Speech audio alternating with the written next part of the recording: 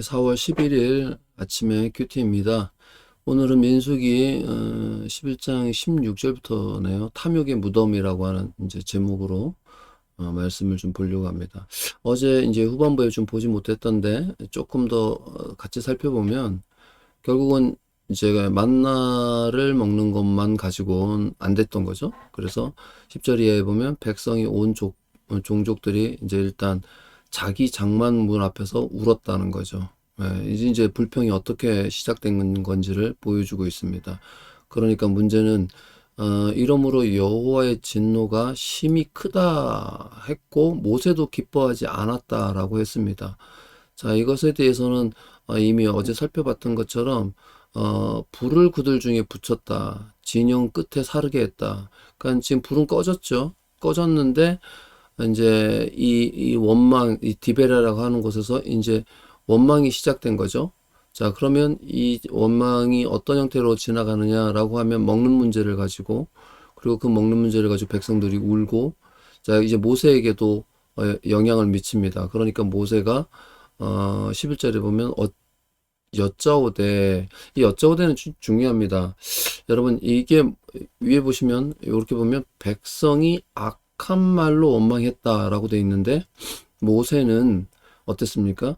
여호와께 여짜오되, 이 여짜오되가 들어가 있는 거죠. 그러니까 모세가 여호와께 불평하되가 아니라 모세가 여호와께 여짜오되, 그러면서 이제 그 다음에 말이 시작됩니다. 그러니까 말의 내용은 어떻게 보면 불평 섞인 말일 수 있습니다. 그렇죠? 읽기로는 어떻습니까? 주께서 종을 괴롭게 하시나이까 어찌하여 내게 주의 목전에서 은혜를 입게 아니하시고 모든 백성을 내게 맡겨서 내가 그 짐을 지게 하시나이까? 이 모든 백성을 내가 배웠나이까? 뭐 내가 낳았습니까? 내가 뭐 양육하는 아버지의 젖을 먹이던 아이를 품고 그들을 품고 주께서 그들의 열조에게 맹세하신 땅으로 가라 하나이까? 이 일종의 따지는 투잖아요. 그래서 이 앞에 있는 모세가 여호와께 여짜오되라고 하는 이 표현이 중요을 한 겁니다. 자, 이 모든 백성에게 줄 고기가 어디 있습니까? 그들이 나를 향하여 울며 우리에게 고기를 달라 하니 책임이 심히 중하여 나 혼자는 이 모든 백성을 감당할 수 없다. 그러면서 뒤에 이제 더 깊은 주께서 내게 이같이 행하실진대 구하옵나니 내게 은혜를 베푸사 즉시 나를 죽여 내가 고난당함을 내가 보지 않게 하옵소. 이게 지금 우리가 모세가 하는 기도를 우리가 들은 거잖아요. 그러니까 여러분들 이제 새벽 시간에 기도회를 간다든지 뭐 금요 시간에 기도회를 가면 옆 사람이 기도하는 걸 듣는다면 어떻게 됩니까? 주님 더 이상 못 살겠습니다. 정말로 저를 죽여 주시든지 이렇게 하면 옆에 있는 분이 바로 깨워가지고 어우 자살하시면 안 됩니다. 지금 무슨 기도를 그렇게 하십니까? 이렇게 하지 않겠습니까? 근데 이런 기도들은 여러분 시편에 보시면 생각보다 꽤 있습니다. 그러니까 우리는 지금 모세의 기도를 엿듣고 있는 겁니다. 어떤 면에서는. 그런데 중요한 건 모세가 여호와께 여쭈었다는 것입니다. 여러분들 백성들은 여기에 보시면 백성들은 악한 말로 원망했다는 것입니다. 여호와께서 들으시기에 이 표현이 바로 서로 상충되고 있는 것이죠. 우리가 고난 당하지 않습니까? 말씀대로 우리가 모든 게 다 주의 은혜 이렇게 하고 오늘도 뭐 아침에 일어나는 것도 다 주의 은혜 이렇게 하지만은 또 현실을 돌아보면 지금 이 모세의 탄식처럼 기도할 때가 있다는 것이죠. 그러나 우리가 그 기도의 형식을 잘 갖춰야 합니다. 우리가 불평하는 것은 좋지 않습니다. 결과적으로는 그렇죠. 왜냐하면 오늘 이제 말씀들을 보면 이 이야기들은 왜 이제 여기 이렇게 표현되어 있는 거 하나 좀 더 보고 넘어가겠습니다. 여기 보시면 뭐 이 저자는 심정은 이해한다. 그런데 지도자로서 미숙했다 이렇게 하는데 요거는 뭐 제가 다 이렇게 동의가 되는 것은 아닙니다. 물론 모세는 이제 시작을 했으니까 당연히 그럴 수밖에 없죠. 모세가 이렇게 많은 백성을 이렇게 뭐랄까요 이끌어 본 적이 없었기 때문에 충분히 이해는 합니다. 그러나 여기서 보시면 이 불평이라고 하는 것이 결국은 원망으로 번지면서 이것이 우리는 이제 어느 정도 살다 보면 이런 것들을 알고 있습니다. 그러나 실제 이거를 어떻게 하면 우리가 이거를 지혜롭게 넘길 수 있을까? 첫 번째는 이 모세처럼 하나님께 여짜오는 것이 중요합니다. 우리가 이 말씀을 통해서 그거를 볼 수 있고요. 그렇게 하면 이제 실제적으로 어떤 일들이 일어나느냐. 여호와께서 모세에게 이르시되 그래 노인 중에 네가 알기로 백성의 장로와 지도자 될 만한 사람을 70명을 세워라라고 하는 것이었고요. 그리고 나서 이제 해막에 데리고 와라. 그래서 여기 보면 너와 함께 서라라고 하면서 내가 강림하여 굉장하지 않습니까? 내가 강림하여 보여주는 것입니다. 분명하게. 그래서 거기서 너와 말하고 내게 임한 영을 그들에게도 임하게 하리니 그들이 너와 함께 백성의 짐을 담당하고 너 혼자 담당하지 아니하리라. 어떻습니까? 지금 모세 역시도 불평한 것처럼 보이지만 모세는 하나님께 여쭤왔습니다. 이것이 이렇게 기도하는 것입니다. 여러분 기도하실 때 좀 지나가다 보면 답답한 일들이 있지 않습니까? 그럴 때 그 혼자 있는 시간에 이런 모세의 기도처럼 하나님께 여짜오는 것도 우리에게는 중요한 것이다라는 것을 알 수 있습니다. 그러면 하나님께서 여호와 하나님께서 모세에게 70명 세워. 그리고 그냥 네가 세우는 것으로만 끝내지 말고 사람들 앞에서 그러니까 회막 앞에 이르러 거기서 너와 함께 서라. 내게 데리고 와라. 그렇잖아요. 그러면 어떻게 해요? 내가 강림하여. 어마무시하지 않습니까? 하나님이 직접 강림하셔서 현현하시는 것이죠. 내게 임하는. 그러니까 그 당시에 영이 임했다라는 것은 오늘날 우리가 성령이 임하시면 뭐 이제 이런 표현을 쓰는데 그 당시에는 그 영이 임하는 것은 일하는 영. 그렇죠. 그 영을 통하여서 일하게 하신다. 그래서 나중에 뭐 영이 임한 자들은 하나님의 사사가 되기도 하고 또 선지자가 되기도 하고 이렇게 하나님의 일을 감당하는 모습을 볼 수가 있습니다. 자, 그리고 나면 내 백성에게 이르기를 너희 몸을 거룩히 하여 내일 고기 먹기를 기다리라. 여러분 이거는 백성의 불평을 들어준 걸까요? 모세의 기도를 들어준 걸까요? 백성들은 기도하지 않았습니다. 백성들은 불평했습니다. 기도와 불평은 같은 모양을 취하는 것 같지만 결과가 다릅니다. 그래서 너희가 울며 이르기를 뭐 고기를 어떻게 하냐 애굽에 있을 때 우리가 좋았다 이런 말까지도 여호와께서 다 들으셨습니다. 그래서 너희에게 고기를 주어 먹게 하는데요. 하루나 이틀이나 닷새나 열흘이나 20날만 먹을 것이 아니라 냄새도 싫어하기까지 한 달 동안 먹게 하시리니 조금 하나님께서는 좀 삐지신 것 같습니다. 그래? 알았어. 내가 한번 고기를 줄 테니까 너희 고기도 한번 질리게 먹어봐. 너희 고기 원했지? 그럼 우리 어떻게 됩니까? 아니, 내가 맨날 고기만 먹게 해달라는 얘기입니까? 골고루 먹게 해달라는 얘기 아닙니까? 이렇게 하지 않겠습니까? 여러분, 요게 이제 이렇게 나와 있습니다. 이는 너희가 너희 중에 계시는 여호와를 멸시하고 울며 이르기를 우리가 어찌하여 애굽에서 나왔다 함이다. 여러분 우리가 이게 울 수 있습니다. 그런데 이제 아이가 이제 이런 대형마트에서 장난감 안 사준다고 우는 거는 아이니까 갖고 싶은데 해결이 안 되니까 우는 건 방법이죠.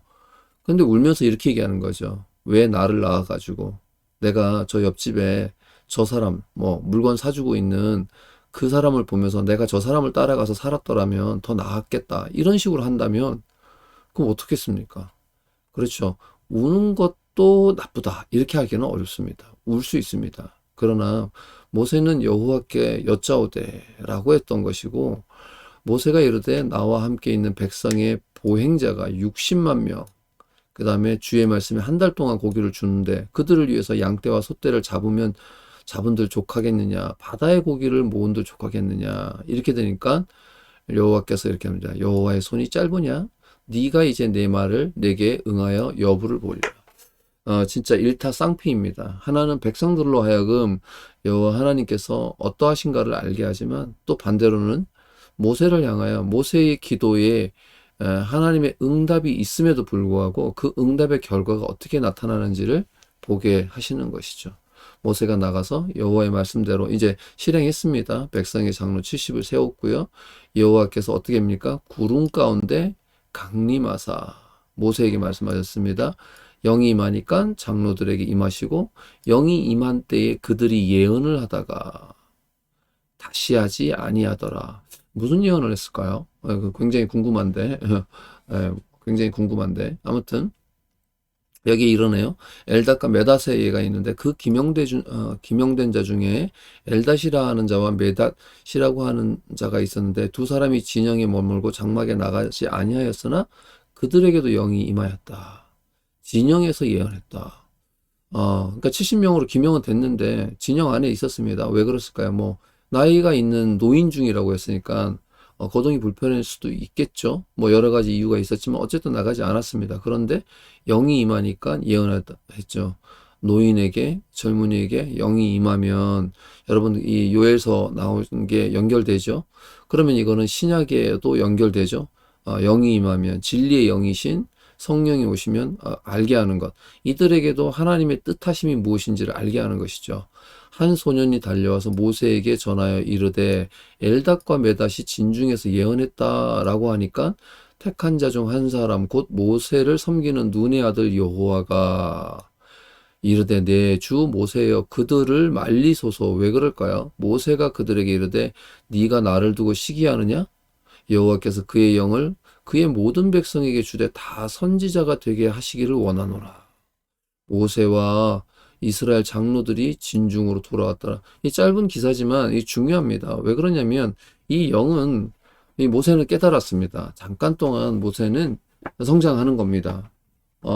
자기만 알 수 있지 않습니까? 그러나 백성들의 이야기를 듣고 자신이 그 가운데서 하나님의 뜻하심을 보게 되는 그런 가운데서도 더 중요한 것은 이 과정 속에서 하나님의 더 큰 뜻은 장로들을 세우고 그들로 하여금 결과적으로 하나님의 나라가 하나님이 통치하시는 일꾼이 되는 것은 하나님이 영을 보내시는 일이시고 그 영은 인간의 노력이나 수고 여기 보시면 지금 여호수아 나오지 않습니까? 나중에 이 여호수아는 어느 정도 역할을 하는지 우리가 잘 알고 있지 않습니까?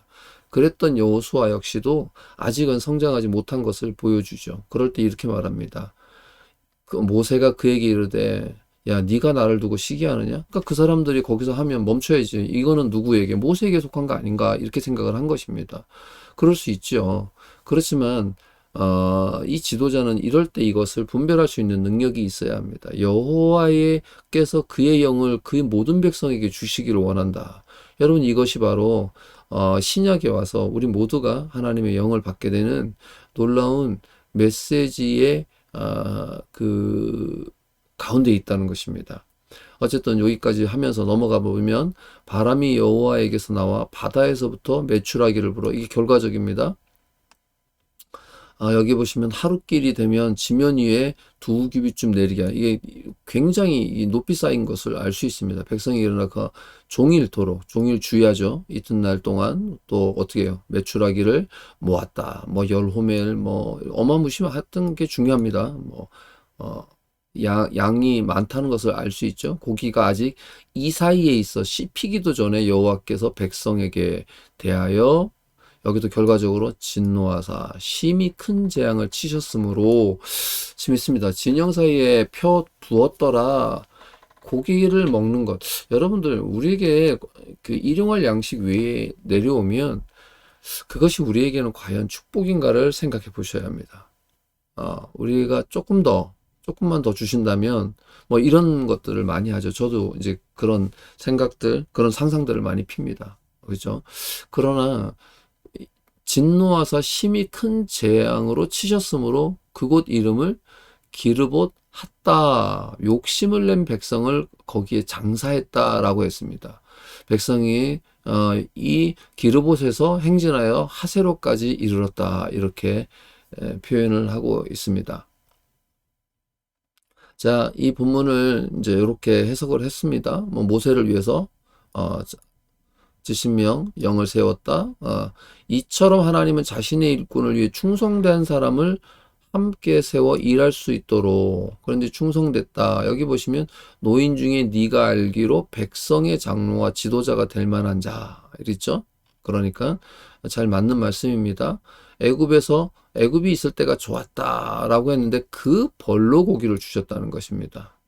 자, 냄새가 맡아도 구역질 날 정도로 주셨다. 자, 이것은 넘치는 고기는 상이 아니라 이건 잘 보신 말씀이죠. 탐욕에 내버려 두는 벌. 여러분들 신약에 보시면 그 로마서에 보시면 그대로 내버려 둔다라는 표현이 있습니다. 우리가 부모들이 예를 들어서 자녀가 그럴 때 네 마음대로 한번 해봐 이러면 아이들이 우쭐하잖아요. 그러나 조금 지혜로운 친구들 어떻습니까? 아, 이걸 과하게 했다가는 더 혼나겠구나라는 것을 알 수 있던 것처럼 여기서 멈췄어야 하는 것입니다. 그러나 멈추지 못했습니다. 탐욕에 사로잡힌 이에게 풍요는 복이 아니라 독이다라고 하는 것을 알 수 있습니다. 항상 그 위치에서 과한 것, 넘어선 것, 우리말에도 뭐 우리말은 아니지만 과유불급이라는 게 있지 않습니까? 우리에게 주신 것이 잔까지 가득 채우는 것이라면 드는 능력이 우리에게 없습니다. 그래서 드는 순간 넘치게 되는 것이죠. 그것이 뜨거운 것이라면, 그것이 기름이라면, 끓는 기름이라면 분명히 손을 데이고 말 것입니다. 그럴 때는 적당한 높이에 있는 것이야말로 우리에게 맞는 것입니다. 아이들이 간혹가다 물을 따라주는 부모에게 가득가득 채워달라고 요구를 하지만 가득 채워줘도 다 마시지 못합니다. 자기의 배고픔을 그곳에 가득 채우는 것과 어떻게 합니까? 같이 생각해서 가득 채우는 것이 자기에게 도움이 될 것처럼 생각하지만 때로는 한 모금의 물만 있어도 자신의 목마름을 해소할 수 있는 것이지요. 우리가 이런 부분들을 좀 보는 것이 신앙적으로나 우리가 살아가면서 큰 도움이 된다. 이렇게 말씀드릴 수가 있겠습니다. 여기에 뭐 나왔네요. 이제 한 규빗이 사람의 팔꿈치 거리이기 때문에 두 규빗이니까 한 90cm, 대략 한 1m 안 되게 쌓여 있다고 하니까 정말로 이거 치워 죽는 것 아닙니까? 여기서 떠나지 않는다면 어떻게 됩니까? 뭐 다 썩겠죠. 여러분들도 잘 알다시피 지금 이 팔레스타인 지역 사막 지역이지 않습니까? 여기에서 메추라기 떼가 지면에 있다면 썩게 될 것이고, 썩으면 뭐 악취가 진동하는 것이고, 악취가 진동하면 어떤 형태로 벌어집니까? 당연히 뭐 구더기가 쓴다든지 뭐 썩음으로 인해서 병이 생긴다든지 이런 것들은 뭐 우리가 굳이 설명하지 않아도 이어지는 고통이겠죠. 어쨌든 간에 여기에서 보시면 회막에 오지 않고 진영에 머물러 있었는데 그들도 영을 받았다라는 거. 여호수아가 모세의 권위를 생각해서 그들을 말리려고 했지만 그것은 아니었다. 하나님께서 영을 내리시기를 원했다. 자신의 지위가 높아지기보다는 공동체가 복을 누리며 성숙해지기를 바란다. 그래서 요건 이제 현대적 해석이죠. 이제 그러나 신학적으로 해석이 좀 필요한 것이 아까 말씀드렸던 것이 바로 이 모세는 자신이 하나님 편에서 그리고 하나님께서 이미 모세를 통하여 말씀해 주셨던 것들을 잘 기억하고 있는 것입니다. 그리고 소위 말해서 모세도 하나님 편에서 자신이 어디에 서 있어야 되는지 그 선을 잘 지키고 있는 것을 우리가 알 수 있는 것입니다. 자, 하나님께서는 고기를 먹기 전에 너희 몸을 거룩하게 하라.